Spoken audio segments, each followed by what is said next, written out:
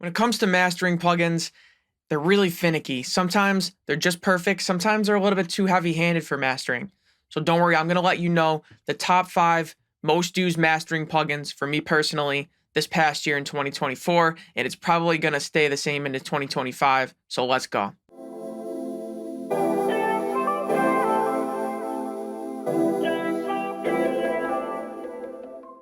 Yo, what's good, guys? Inswain with Inswain Audio. Welcome back to the channel. If you're new, subscribe and stick around. I'm telling you, I drop videos every single day. I don't know anybody doing it like this. Trust me, welcome to the family. But enough of that, let's get right into these plugins. First one, most obvious, let's just get it out of the way. That's the FabFilter Pro L2.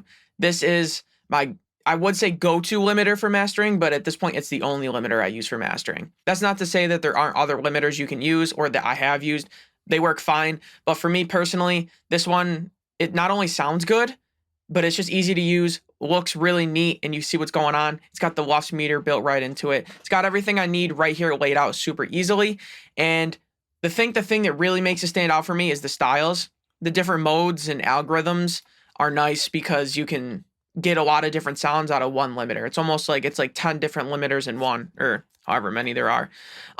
Me personally, transparent, punchy, and modern are the 3 that I find myself using. I don't know if I've ever used any of the other ones for mastering, but those 3 right there are my go-tos. Most of the time it's modern, but yeah, those are the 3 that I'm using. Awesome limiter, but limiters, not exciting. Let's get into the cool stuff. What comes right before my limiter usually? Clipper. For me personally, I'm using the Sir Audio Tools standard clip. This is the only clipper that I'm using, and unlike the limiter where there's a lot of interchangeable ones, there isn't another clipper that does what this one does to my knowledge. Now, in terms of just hard clipping, soft clipping, yeah. I mean, it's pretty straightforward. A lot of them are going to sound the same, but this one right here has the soft clip pro mode, which I'm not going to butcher it because I don't fully understand the math and the logarithmic curve that it uses. But watch, if I just throw it into soft clip pro mode and you see I use the saturator knob, look at what it's doing to the curve of saturation. And it also does some compression at the very top of the peaks that it's not shaving. It does this weird compression clipping thing that just makes your song loud. Like, this right here is the sauce. But I'm also using it for hard clipping. Lately, I've been doing 2 clippers and then a limiter. I've been doing hard clipping, soft clipping, and then limiting. And now that I think about it, I should probably make a video about that, so I'll do that. But yeah, this right here, my go-to clipper. The third plugin that I'm using pretty much every master, don't flame me, iZotope Ozone 9. We're on like 11, or I don't even know what we're on now. I got 9. They improve it a little bit, but it essentially does the same thing. I'm good with Ozone 9. It does everything I need. I don't use it extensively, so we're good to go. What it is, it's like a mastering mixing suite. It's got, EQ, maximizer, compressors, everything in it. So it's hard to say exactly what I'm doing. To keep it simple, I use the Master Assistant, which is like a AI mastering thing that tries to master your song for you, does all the compression, EQ, everything. Now, what I use it for is I do that, but then I just look at the EQ curve that it gives me, because what it tries to do is it tries to normalize it into a balanced curve. And I don't just do that and leave it on. What I do is I do that to see what it's telling me, so I can see where I'm lacking and what I'm too much in. And I just kind of use it as a way to gauge and get that information. I don't just leave that EQ on. I just use it as a way to say, hey, let the assistant tell me what they think. And then I'll consider it and maybe do something similar, or just not at all. And then it'll also give you like a dynamic EQ type of thing to help control it and to get more transparent limiting, which I also like to use. But yeah, long story short, I use Ozone 9 for the assistant to get a second opinion so that it can help me better inform what I actually want to do. I don't just slap this on my masters and let it do its thing. Don't get the wrong impression. Next up, we have a sort of controversial one. A lot of people love it. A lot of people hate it, think it's cheating or it doesn't sound good, whatever. I love it.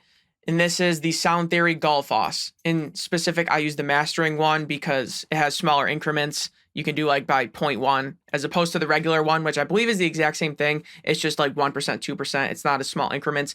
I like to use it subtly, especially in mastering. I'm doing like 3%, 1%, something like that. It's just a little bit of clarity. It just opens up your mix a little bit for mastering. I find that it kind of unmasks things. If you use it too much, it'll sound really weird and pumpy artificially, but just use subtly, you can kind of add in some transients and hair and clarity back into a mix, especially when it's been super processed. It's really kind of confusing what's doing under the hood, but if you use it subtly, in my opinion, it sounds really great most of the time. Sometimes it can kind of take away the edge and kind of hurt the mix, but most of the time when used subtly, it's going to just really open up your mix, almost like take a layer of film off of it. Finally, we got another controversial one, really popular a while ago. People got kind of sick of the sound of it, and I don't know where it stands today, but Sonox Oxford Inflator, super easy to use. It's like a saturation harmonic generator thing. I don't think anybody really knows what it's doing. People say that they can make it null with stock plugins. Other people say they can't. I don't know. I don't really care. I just know that it sounds good, and all I have to do is change basically the effect knob and adjust the curve for brightness or darkness is kind of how I hear it. So it's really just your mix knob and your curve, or like frequency focus point, is how I hear it. These are brighter, these are darker. So it's like choose your tone, choose your amount, and that's it. And it makes your mix sound way louder and more energetic, like a lot. Like you have to be careful with this thing. Like even sometimes 1% is too much. Imagine 100. It makes your mix incredibly loud, but it doesn't take up headroom. It's not actually turning it up. So this right here, if you're struggling with loudness and you feel like you've done everything right, like your dynamics, your EQ, you feel like that's all right, and you're missing a little bit of loudness, this thing right here is the cheat code. This is your answer. It's really like a one-of-one plugin. And like I said, I'm using it on almost every mix. Sometimes even on like 0.4%, it's a little bit too much and I don't use it, but that's very, very rare. I think that's like been like 1 or 2 songs in the past entire year that this thing was a little bit too heavy-handed to use at all. But other than that, yeah, I'm putting this on every master. So there you have it, guys. Those are my personal top 5 most used plugins for mastering.